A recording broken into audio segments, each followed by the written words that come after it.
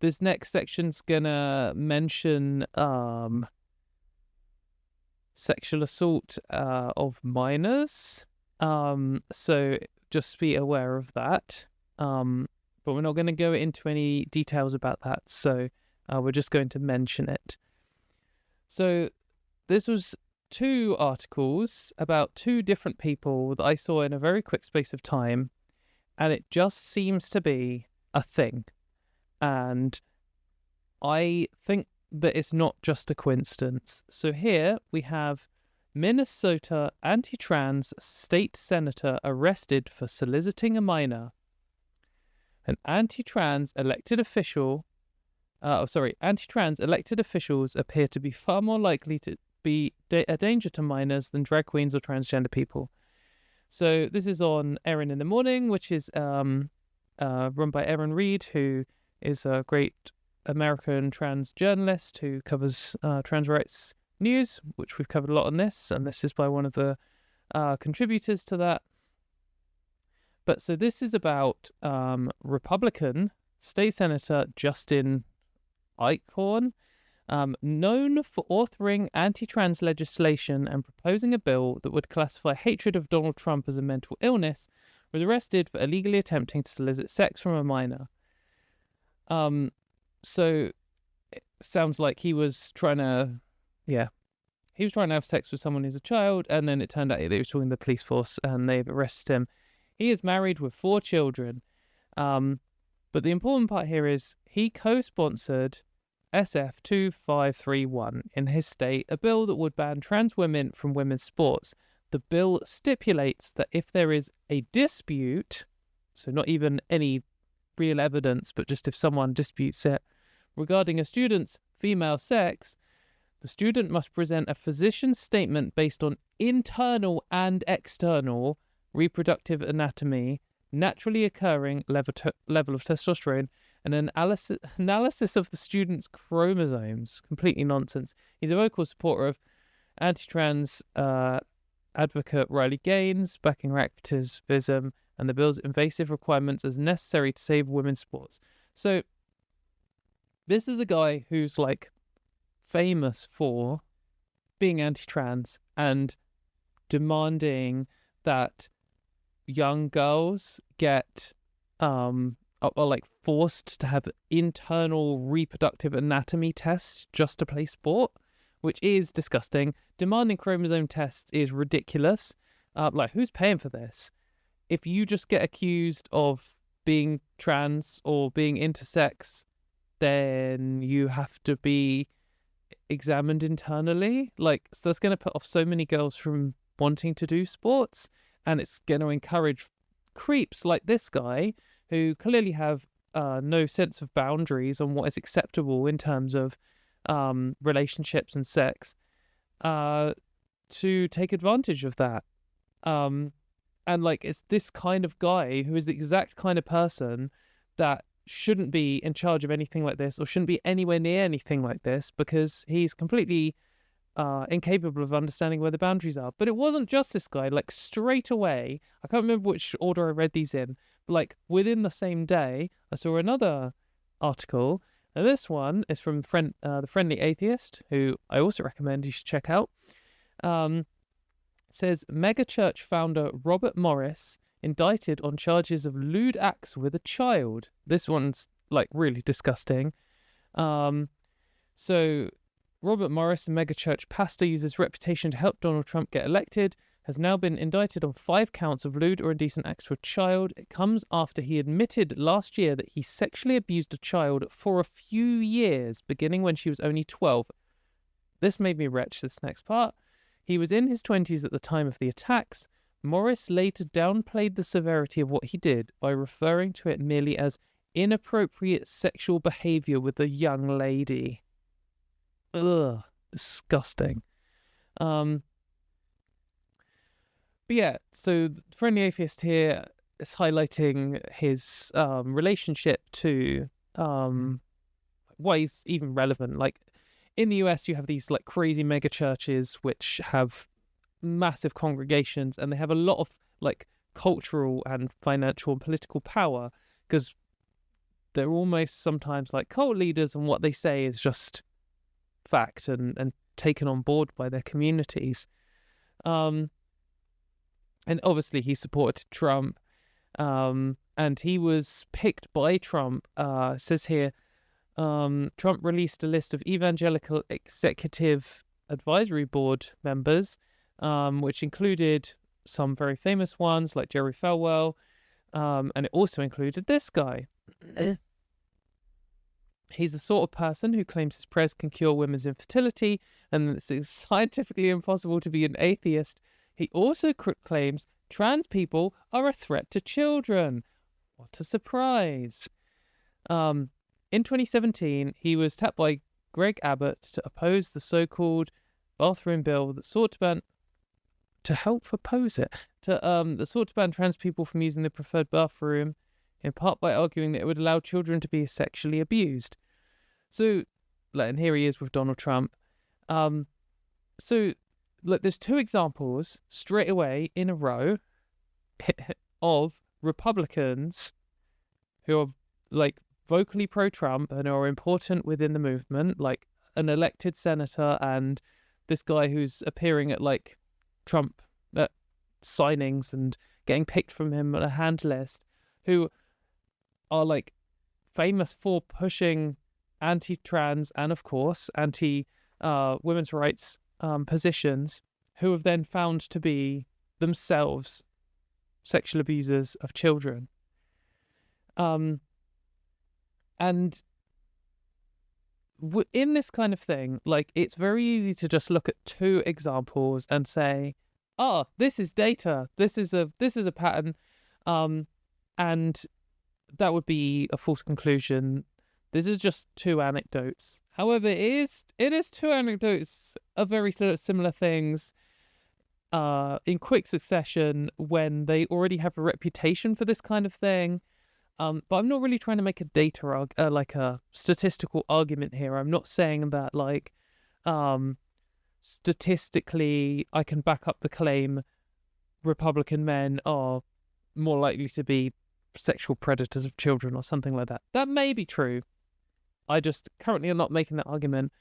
But what the argument that I am going to make is that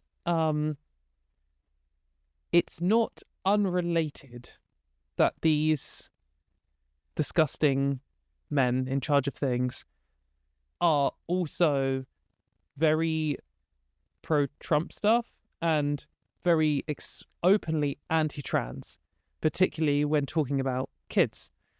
A large part of like the reason that we see this anti-trans movement is because firstly, trans people are a threat to patriarchy, and us just existing challenges this hierarchy system of men on top, women on the bottom, no one else exists, in a way that also gay people do, and that's why all LGBT people end up getting lumped together, because we're all hated by the same people for the same things, and that is we challenge the social order and the system by existing. Or we don't challenge the social order as it really is today, we challenge the idea of what the social order should be of authoritarians. And maintaining patriarchy is like a key part of authoritarianism, misogyny and homophobia and transphobia. So that's like an important part. And another important part is transphobia is currently a good clickbait outrage generator thing. It's the current moral panic going on, and it's very easy for them to latch on to this kind of person. So it's going to already attract the kind of person who highly values authoritarian control. They highly value like gender hierarchy, where they think men are more important than women, and there should be this kind of like strongman billionaires on top, and then the weak man underneath, and then women underneath them, and then the social hierarchies that like far right people believe in. And it also attracts the kind of person with like absolutely no morals, and the kind of person who thinks it's okay to like demand genital checks of young girls because they're fucking creeps. And like all of these things add up, and you've seen so many times when like some loser celebrity dickhead man gets accused of sexually assaulting a woman, their best route to like recover their reputation is to become right wing and say they're being cancelled and that they're being attacked by the woke mob or whatever. And the quickest way to signal that you're part of that group without facing any real pushback at all, like the freest way that you can get in on that, is to be transphobic. Like, in today's climate, attacking trans people is like the easiest thing. There's like 5 arguments that they all just repeat. Every single of the like richest, most powerful, evil people on earth supports you already. The media isn't going to challenge you on it. What are trans people going to do? You're going to face no backlash. You won't lose your job. There'll be no like social pressure on you at all. And it allows you to now create a distraction by, you know, people call you out and there'll be some drama and blah. But it can give them like this kind of distraction cover, but also because of the way that the anti-trans movement has tried to frame like hating trans people as protecting women and children, it allows these like fucking creeps to like create a shield. Like there's this whole pre-created set of excuses and like this shield that's created for them that they can just pick up, which is, I can't be a misogynist, I can't be a sexual predator, I can't be a danger to children because I'm defending females' rights. I'm defending children by trying to ban trans people from sports. Look at me, everyone. I'm trying to take away trans people's rights. So you can't be suspicious of me because I'm a good man who like really cares about women or whatever. And like that's what the gender critical, anti-trans, anti-gender whatever movement has done, is it's created this like cultural understanding that if you're attacking trans people, you can say that actually you're defending women or you're defending girls or you're whatever. So it isn't just a coincidence that, you know, these two guys all met. Like often this comes out. I mean, Donald Trump himself is an example of this to some extent. He is like a convicted rapist, sexual assaulter. And he is like loudly anti-trans and will say things like, oh, he loves women and he, you know, he wants to defend women and stuff. And like he just signed this anti-trans bill which had a bunch of gender criticals calling him a feminist hero. Because people like him know that if they just do some fake signal, like this is what virtue signaling, which are like right-wing people love to accuse other people of. Like that's it. It's like some people call it vice signaling. It's like virtue signaling from the other way round, where it's not actually a virtue to hate trans people, but it is to the people they're appealing to. When they hate on a trans person, they're saying, look at me, everyone. I care about women. I care about girls. So I can't be a bad person. And the people who have bought into this idea that hating trans people is pro-women now have their defenses down, and they're more likely to let these disgusting people into positions of power over women and girls. So, yeah, we're going to see more of these. We've already seen a load of them. Like this Friendly Atheist article started off actually with today in hashtag not a drag queen, and that is like a hashtag. I mean, was you know, Twitter's dead, unfortunately, and I don't know how much of it will be on Blue Sky yet, but certainly for a while on Twitter, hashtag not a drag queen was a thing, and it just like constantly at every level, from like these huge people like this fucking loser and the Republican senator, all the way down to like local pastors and stuff. So often it's, oh, look, right-wing man who values hierarchies and power over women and wants to control women's bodies and also thinks it's okay to demand internal genital inspections in the name of defending girls' sports, turned out to be a fucking creep. Like, who would have known? And that's not to say all of the vocal transphobic men are necessarily sexual predators or have committed crimes against women and girls.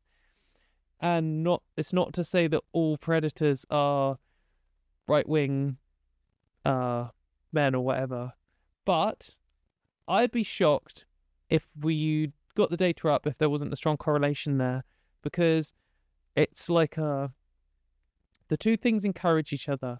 If you're a sexual predator, then you might as well be transphobic because it will give you some defense. And if you're transphobic, you already believe in gender hierarchies, and so you're going to be more led towards thinking that women and girls' boundaries and bodies aren't their own and don't matter, and will try and take advantage of that.